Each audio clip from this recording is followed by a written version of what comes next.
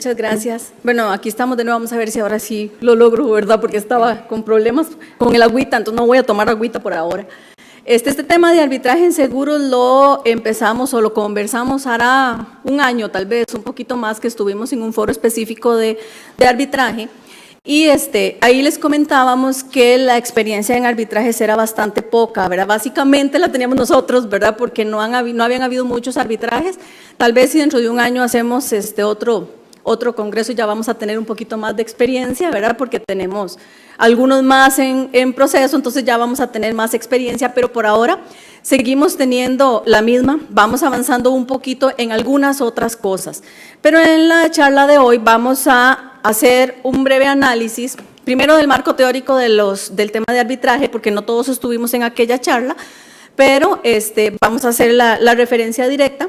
Vamos a hablar del caso específico del INS, pero solo como un ejemplo, ¿verdad? Porque los arbitrajes en el INS pues son un poquito distintos que a los que si fuéramos a un arbitraje con alguno de los otros, con algunos temas todavía sin resolver. Vamos a hacer un análisis casi estadístico, como le comentaba yo ahora al colega, para que tengamos una foto de qué es lo que está pasando en este momento con los mecanismos de solución alternativa de conflictos, una foto numérica, ¿verdad?, de cuál es el resultado que está teniendo el consumidor al acudir a estas instancias. Y finalmente vamos a hacer una propuesta que vamos a dejar simplemente puesta en el tapete para que lo sometamos a discusión. Probablemente una discusión que nos va a tomar muchos años, que no vamos a resolver ahorita, simplemente es una opción que se las vamos a plantear para que vayamos conociendo esas otras alternativas y pues en la de menos sí, y logramos en unos años tener alguna otra que sí surta un efecto mucho más efectivo para los consumidores y para ambas partes, ¿verdad? Porque en estos procesos de solución alterna pues ganamos los dos. Ahorita, William, vamos a ir interactuando, como dijo don Jaime, vamos a ir interactuando con algunos temas para que vamos incorporando las posiciones de William, que son un poco los planteamientos, y yo voy complementando un poquito con la historia y con la experiencia de lo que hemos vivido en este campo. Bueno, muchas gracias. Como concepto general, debemos de partir de la base que el arbitraje en Costa Rica tiene su fundamento en el artículo 43 constitucional. Eso es como una forma alternativa a la jurisdicción ordinaria para conflictos nada más y únicamente de índole patrimonial. En lo que respecta a materia de seguros, específicamente localizamos la base normativa en el artículo 4 de la Ley Reguladora del Contrato de Seguros y en el artículo 58 de la Ley de Promoción de la Competencia y Defensa Efectiva del Consumidor. Como ayer nos comentaron don Neftalí y doña Andrea, en materia de seguros existe una limitación, ¿verdad?, en ese tema, y lo encontramos en el voto 2307 del 95 de la Sala Constitucional, en donde señalaba la Sala Constitucional que el arbitraje o la cláusula arbitral es válida siempre y cuando así lo elija el asegurado o el consumidor de seguros. Podríamos hablar de que ese voto perdió tal vez vigencia por el paso del tiempo, ¿verdad? Pero sin embargo, Sala Primera también ha sido contesta el señalar que como el que se adhiere a ese contrato de seguros no muestra una voluntad inequívoca para renunciar a la jurisdicción ordinaria, entonces tampoco resulta válido en contratos de adhesión. Entonces definitivamente tendríamos esa parte o esa limitante en materia de arbitraje en derechos seguros. La excepción a esa regla sería en contratos paritarios, ¿verdad?, donde existe ese equilibrio de fuerzas entre ambas partes, y entonces ahí no se podría cuestionar esa voluntad inequívoca que tiene el consumidor, ¿verdad? Allá habría que partir del concepto de consumidor, ¿verdad?, pero no es el tema ahorita. Sobre el arbitraje con participación de la empresa aseguradora, Nancy va a exponernos una partecita de ese tema. Sí, bueno, antes quería hacer una referencia al tema de los seguros paritarios. Un poco lo que hablábamos con la sentencia que nos expuso Boris, ¿verdad?, bueno, tal vez esperemos que no sea una jurisprudencia, una línea jurisprudencial que se mantenga mucho en el tiempo, tiene que ver con este tipo de consumidores, que lo vamos a discutir en otro foro, ¿verdad?, porque los consumidores que son empresas grandes, que son industriales, productores y que además están asesorados por un intermediario, sea corredor, agente de seguros o sociedad de agencia que tiene mucha experiencia, es muy difícil decir que no conocían, ¿verdad?, que son un consumidor que no sabe, que no está informado, etcétera. Lo mismo pasa si estamos ante un arbitraje, ¿verdad? Si estamos en un caso de un contrato paritario, se supone que la aseguradora y el asegurado pues tienen un nivel muy similar, entonces ahí no podríamos hablar de esa gran diferencia que estableció la sala primera. Claro, no hemos tenido esa situación todavía para valorar o decidir si la sala primera nos va a dar la razón o no. Pero bueno, uno esperaría que conforme avancemos un poco en el tema, en la experiencia, en el mercado, pues las posiciones también vayan cambiando, ¿verdad? Los tribunales tienen la obligación de adaptarse a lo que pasa en la vida real.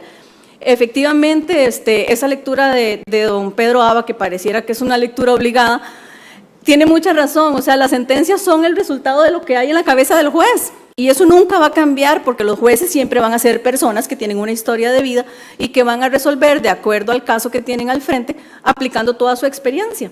Pero bueno, no muchos casos de seguro se daban antes, porque con el monopolio, ahora comentaba con don Jaime, que fue compañero nuestro en el INS también en aquella época, la situación era muy distinta. Cuando el INS era un monopolio, pues obviamente estas cosas pues no se discutían mucho. Ahora que somos 13 empresas en el mercado, pues obviamente que ahí sí estamos en una situación diferente. Incluso los jueces van a ir también conociendo más casos y teniendo más experiencia sobre el tema. Sí. Bueno, el Instituto Nacional de Seguros, al ser una empresa pública, ente público, obviamente es un sujeto totalmente distinto a las otras aseguradoras, ¿verdad? Entonces, la facultad legal para que el instituto pueda someter sus controversias a arbitrajes la localizamos en el artículo 18, párrafo final de la ley RAC y en el artículo 27 de la Ley General de Administración Pública. Aquí el tema es que el artículo 27 de la Ley General de Administración Pública señala que para que exista una autorización o una voluntad inequívoca, ahora sí, para que exista una voluntad inequívoca de la administración se requiere la autorización del ministro del ramo y del presidente. Claramente, ¿verdad?, esa norma no se ajusta a la realidad actual. Tenemos, por ejemplo, el Ministerio de Obras Públicas, que es un cascarón con 13 órganos desconcentrados, una serie de instituciones, ¿verdad? Entonces, esa norma no se ajusta. Para nuestro criterio, la solución a ese caso sería, con base, hacer una aplicación analógica al artículo 72 del Código Procesal Contencioso Administrativo y acudir a la ley orgánica de cada ente descentralizado. Entonces, para el caso del instituto, acudir a la ley número 12 del INS y ver cuál es el jerarca supremo que tiene que dar esa autorización administrativa para acudir al arbitraje.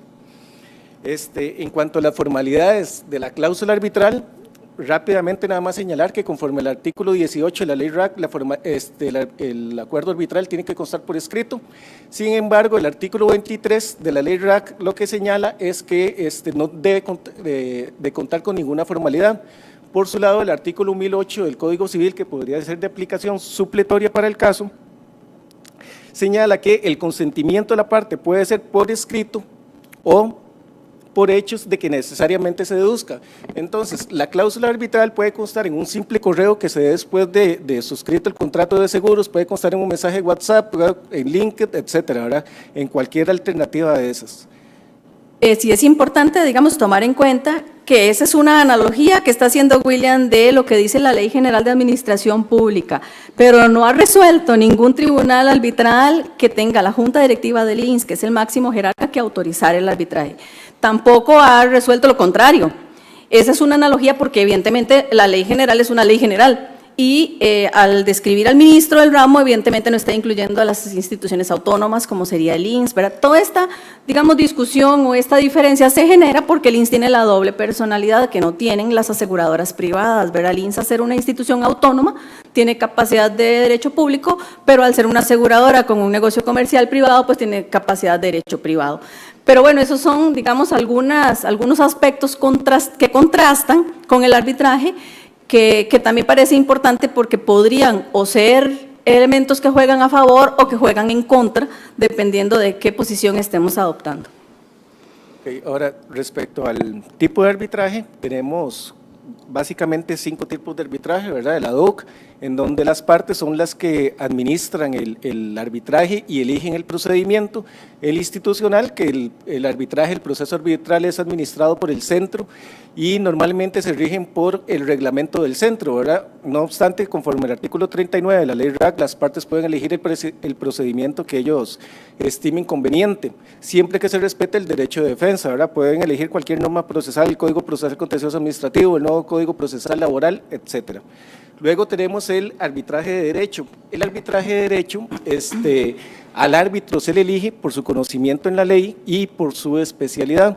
En el arbitraje de equidad, al árbitro se le elige más bien por su experiencia en el asunto que está siendo sometido a controversia y también fallan a conciencia, no fallan a derecho, siempre y cuando deben de respetar el derecho de defensa.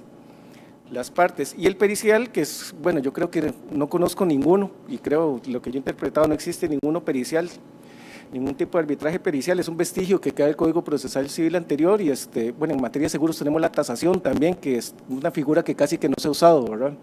Claro, teniendo todos estos tipos de arbitraje, pues evidentemente vamos a elegir el que más nos sirva para el caso que tenemos al frente, ¿verdad?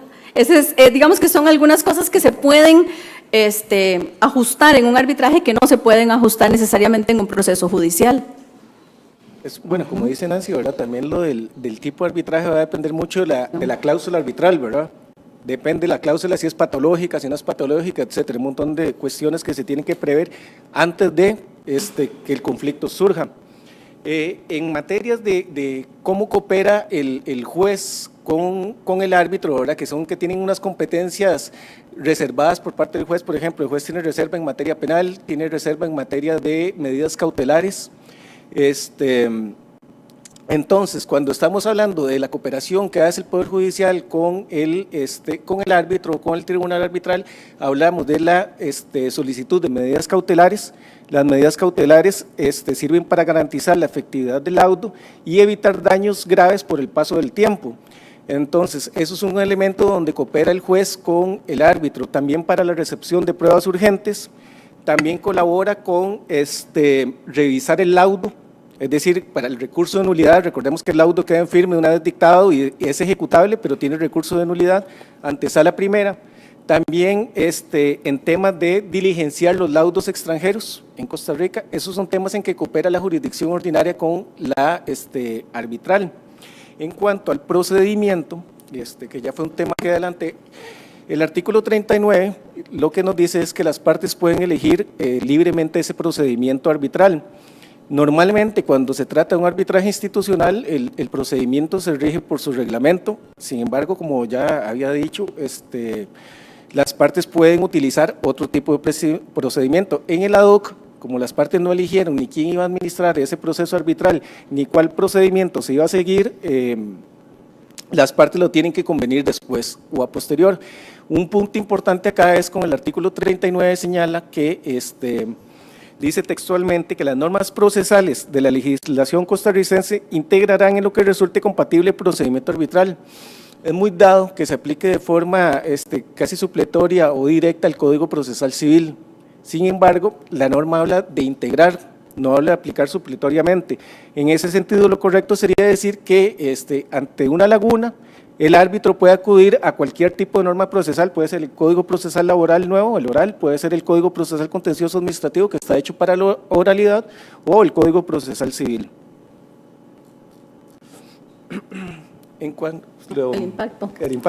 El impacto del arbitraje, bueno, un poco aquí la idea es que valoremos cuál es el impacto que tiene el resultado del arbitraje, porque el arbitraje en sí, digamos que podría ser efectivo o no, y cuando veamos las estadísticas de resolución de controversias, vamos a ver que tal vez, bueno, no está funcionando porque no estamos acudiendo a él, y hace un año que analizamos el tema tampoco estábamos acudiendo a él. Tenemos muchos centros de conciliación y arbitraje que están a disposición del público, pero no tenemos ni cultura de ir a este tipo de solución alterna, y probablemente en muchos casos, como ahora William se los va a comentar, es tan caro que no todos los consumidores o los clientes pueden acudir a este procedimiento. Hemos tenido en los últimos 10 años, estos 10 años son del 2015, 10 años para atrás, 4 arbitrajes. 4 arbitrajes es nada en una industria como esta, ¿verdad? Tenemos a 2 que fueron anteriores a esos 10 años, o sea, en este momento tenemos un histórico de 6 arbitrajes en 20 años, por decir algo. No hemos cambiado nada el número del que hablamos hace un año. O sea, en realidad este procedimiento no está teniendo ningún impacto ni en el consumidor ni en la industria de seguros. Bueno, primero, esta filmina que les presento acá es una filmina elaborada por don Rodrigo Montenegro, por aquello del plagio, ¿verdad? Entonces, esta filmina lo que quiero es nada más ilustrarles, ¿verdad?, parte de los beneficios que tiene el laudo, el tiempo que se dura un proceso arbitral. Aproximadamente estamos hablando de 6 días, un proceso contencioso, 6 meses, perdón, un proceso contencioso, pese a lo loable, a toda la intención que tuvo, ¿verdad?, ya está casi que colapsando. En nuestra experiencia está durando aproximadamente 2 años para la primera sentencia y 2 años más para casación. Dura más o menos año y medio en admisibilidad. Entonces, bueno, eso es una parte beneficiosa que trae el arbitraje. A continuación vamos a ver cuáles son las ventajas y desventajas que nos puede presentar el arbitraje. Después de ello lo que vamos a hacer es, como vimos que el arbitraje no se usa casi, y después vamos a señalar que existe una barrera casi impasable para el consumidor de escasos recursos de acudir a estas vías, vamos a analizar los mecanismos no jurisdiccionales desde el punto de vista de la frecuencia de uso y la efectividad que tiene para el consumidor de seguros. Entonces, dentro de las ventajas que podemos atribuirle al arbitraje son que, bueno, obviamente lo del tiempo, ¿verdad?, que es yo creo que ese es el elemento principal, un tema de la confidencialidad desde 2 puntos de vista. El primero, normalmente cuando se dan conflictos, y más en materia de seguros, ¿verdad?, son socios comerciales que van a seguir unidos. Entonces, lo más recomendable es rápidamente resolver ese conflicto y pasar la página. Y el otro tema de confidencialidad es cuando se tocan temas de secretos comerciales o mercantiles. Entonces, ese arbitraje sirve un montón para ese tipo de temas, ¿verdad? El otro tema también que es la especialidad de la materia de los árbitros, aunque en Costa Rica eso puede ser cuestionado, ¿verdad?, porque estamos ante un mercado muy pequeño, incipiente y con pocos especialistas en materia de seguros. Y el otro tema es más que todo enfocado a la parte de las desventajas, que se le dice al arbitraje es ese posible conflicto de intereses que puede tener el árbitro, que hoy es abogado litigante y mañana es árbitro, ¿verdad? Aunque ese conflicto de intereses se podría paliar un poquito si tomamos en consideración que el procedimiento de recusación de un árbitro es un poco más gravoso que el que tiene un juez ordinario. Y si recusan a los 3 árbitros, el que conoce esa recusación sería Sala Primera. Entonces, por ahí se podría bajar un poquito el tema. El tema del costo. En el tema del costo, ¿verdad?, dijimos que si bien el arbitraje tiene un costo alto y puede ser una parte perjudicial para el consumidor de seguros, si tomamos a personas con recursos adquisitivos altos o comerciantes para los cuales no es un negocio litigar, igual para la aseguradora, el tema del costo se puede haber compensado con el tema del tiempo. Sería una posibilidad que tenemos ahí. El tema sí se produce con el consumidor pequeño, ese consumidor pequeño que no tiene recursos económicos, ¿verdad?, y es casi una barrera impasable para ese tema. Y por ese motivo es que vamos a ver cuáles son esos mecanismos no jurisdiccionales con los que contamos. Aquí quería comentarles una anécdota que en la actividad anterior, cuando comentábamos de las desventajas del arbitraje, yo comentaba que en uno de los arbitrajes que tuvimos, la resolución nos obligó a pagar algo técnicamente incorrecto. Y ese es el problema, digamos, más grande para las aseguradoras con los laudos, que como no tiene recurso, si el tribunal arbitral resuelve algo que técnicamente no procede, no tenemos posibilidad ni de impugnarlo, ni de no cumplirlo.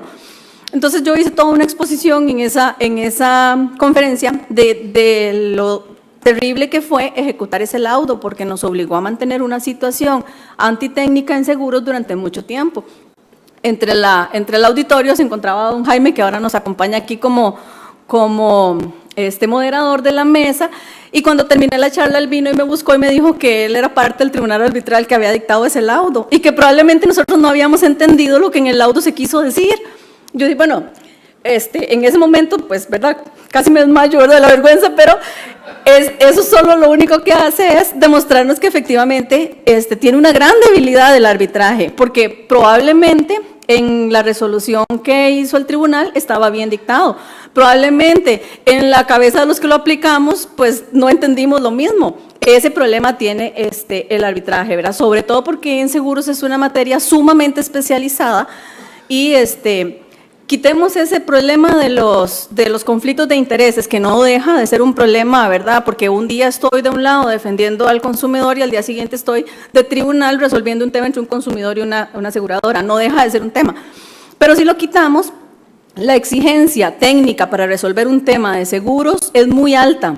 Entonces, la formación de los árbitros se vuelve vital, pero además la forma en que se dicta el laudo tiene que ser tan técnicamente correcta que la entendamos todos, el que presentó el arbitraje, el que lo tiene que ejecutar y el tribunal que la dictó. ¿Verdad? Ese es un poquito un ejemplo que nos ilustra claramente cuál es la gran diferencia entre un arbitraje y una sentencia judicial. Bueno, y agregando a eso que dice Nancy, también uno de los problemas que he visto, uno de los laudos que leí, ¿verdad? Como el Instituto Nacional de Seguros tuvo el monopolio durante 84 años en materia de seguros y también en mi experiencia profesional en los juicios contenciosos, ¿verdad? Uno de los grandes errores que comete todos los litigantes o los abogados es acudir a el derecho administrativo para fundamentar su teoría del caso, aplicando normas y principios del servicio público. Entonces, son problemas que podemos ver y es por la parte del incipiente del mercado actualmente, ¿verdad? Ya volviendo al tema, ya se la puse, los otros mecanismos, sí. Sobre los otros mecanismos de resolución de controversias, bueno, en la parte del reclamo todo el mundo lo conoce, ¿verdad? Es la inconformidad que yo presento ante la misma aseguradora para que revise su decisión.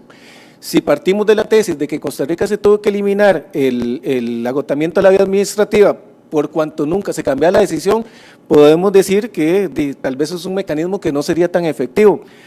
No hay estadísticas de ese tema porque por un tema de confidencialidad de la información de las aseguradoras. Ya en los otros mecanismos sí hay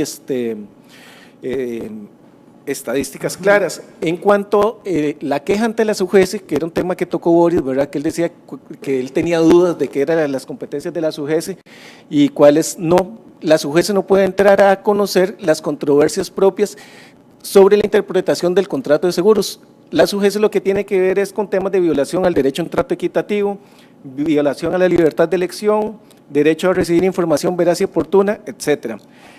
Ahora bien, en cuanto al tema de estadísticas… Pongo la estadística. Sí, por favor. Nada más voy a aclarar que son números que nos dio la SUGESI, ¿verdad? Son totalmente objetivos y nos entregó ellos. O sea, nosotros no modificamos nada, así están. Cualquiera los puede verificar en la página de la SUGESI. Sí, estas estadísticas fue de parte de un trabajo de investigación de la graduación de una maestría y entonces lo que tratamos de hacer en esa maestría era ver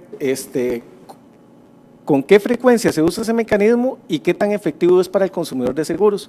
Entonces, entre diciembre del 2013 y junio de 2015, la SUGESI recibió un total de 238 quejas. 21 se presentaron en el 2013, 139 en el 2014 y 78 en el 2015.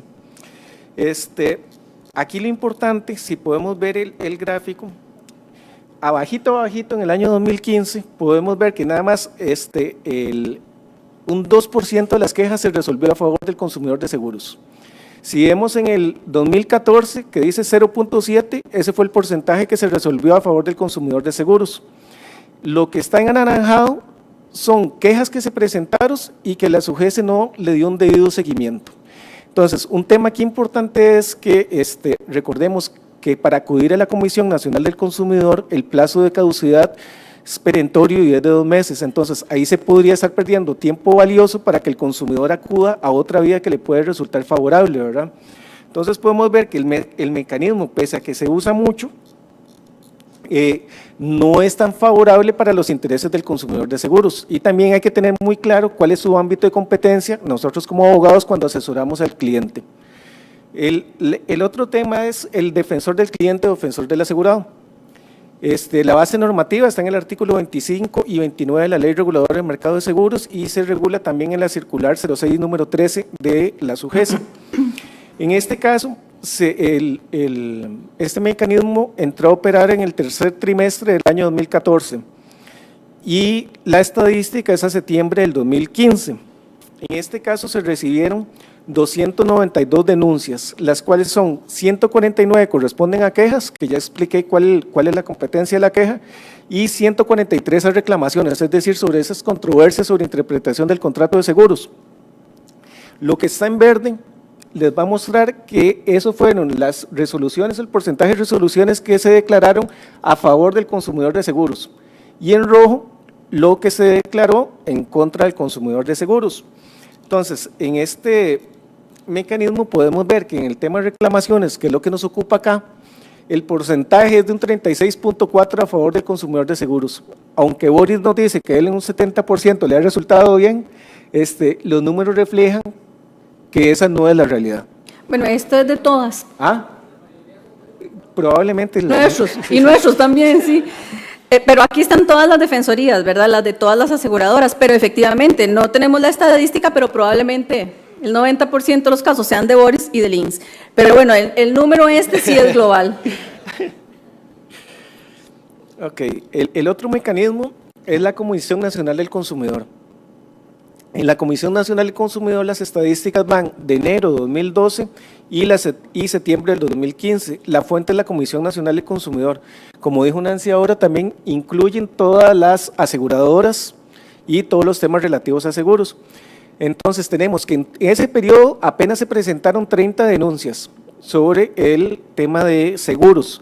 10 se presentaron en el 2012, 8 en el 2013, 10 en el 2014 y apenas 2 en el 2015. En la estadística nos va a dar un panorama que es bueno para el consumidor, pese a que casi no se usa. Podemos ver que en verde tenemos que la mayoría de denuncias que se presentan en la Comisión Nacional del Consumidor terminan vía conciliación, es decir, vía amistosa, que es un buen indicador para usar ese mecanismo. En amarillo es un indicador que nos puede decir que el mecanismo se puede tornar un poco lento, puesto que esas denuncias son denuncias 2013-2014 que estaban en trámite, y lo cual nos llama la atención, ¿verdad?, que todavía estén en ese estado. El tema en gris se muestra las denuncias que se declararon caducas. Recordemos que el plazo es sumamente corto, pero pareciera que no es un factor que está obstaculizando el acceso a esa figura. Y lo que me llama más la atención es el 10%. No, perdón, el 3.3%. Ese porcentaje lo que nos dice es que solo una de todas las denuncias se resolvió con acto final y a favor del asegurado. Ahora, si comparamos ambos mecanismos, vamos a notar que el que tiene más frecuencia de uso, en un 52%, que es la Defensoría del Cliente, es el que tiene una menor favorecimiento al consumidor de seguros, y el que menos se usa, en un 5.4%, que es la Comisión Nacional del Consumidor, es el que se resuelve de forma más favorable al consumidor de seguros. Entonces, una conclusión que podemos arribar acá, ¿verdad?, es que los mecanismos no jurisdiccionales, y aunque el arbitraje tiene una connotación jurisdiccional, ¿verdad?, así lo ha establecido Sala Constitucional, en materia de seguros casi no se usan o no son muy efectivos para el consumidor de seguros. Entonces, y esto nos lleva a la propuesta.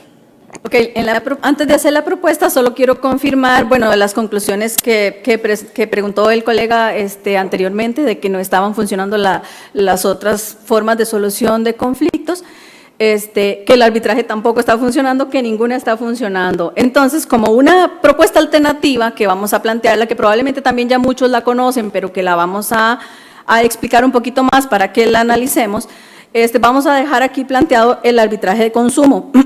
Actualmente no existe en Costa Rica, lo vamos a referenciar con otros países para que nos sirva como para iniciar una discusión que tal vez más adelante, si tenemos algún apoyo, podamos avanzar hacia ese sistema que pareciera que podría ser una solución para el consumidor, para que tenga algún mecanismo diferente a los que hoy tiene, que ya comprobamos, por lo menos estadísticamente, que no le están funcionando, para que pueda resolver de manera más efectiva sus controversias. Bueno, efectivamente, como dice Nancy, el arbitraje de consumo es una figura que se ha usado, el país que tiene mayor experiencia es España, que lo implementó desde el año 86. Después también lo implementaron en México, Argentina y Perú. Una de las características o diferencias principales del arbitraje de consumo con el arbitraje ordinario, que estamos hablando el día de hoy, es que el arbitraje es administrado por el Estado.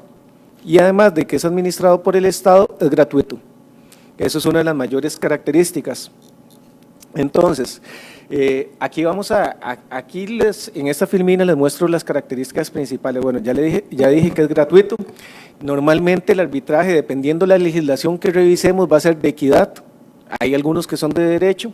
No se requiere patrocinio letrado. Eso es un punto a favor para el consumidor pequeño. Son para litigios de muy bajo costo también. También se rige por el principio de informalidad. También en el tema de las pruebas el proceso es gratuito, los laudos son vinculantes y digamos el gran aliciente que tienen para las compañías de seguros y para introducirlo en Costa Rica es que la compañía que se adhiera a este mecanismo, digamos normalmente lo que se hace es adherirse de antemano antes de que surjan los conflictos. Yo me adhiero al conflicto, yo aseguradora, a esa compañía se le otorga un distintivo como un plus para que el consumidor de seguros lo pueda elegir. ¿Por qué? Porque obviamente su conflicto, si se da caso de un conflicto, se va a resolver en un plazo mínimo de 4 meses y bajo un sistema totalmente gratuito. El laudo es vinculante en algunos países, en otros no, mayoritariamente para los asegurados. Y luego les voy a hablar, un minuto nada más, un tema que a Nancy no le gusta mucho, pero bueno, son temas que Germán lo tocó muy rápido. En Colombia, por ejemplo, como los tribunales de justicia están tan abarrotados, la Constitución Política de Colombia autoriza o habilita a la administración a darle potestades direccionales a entes menores.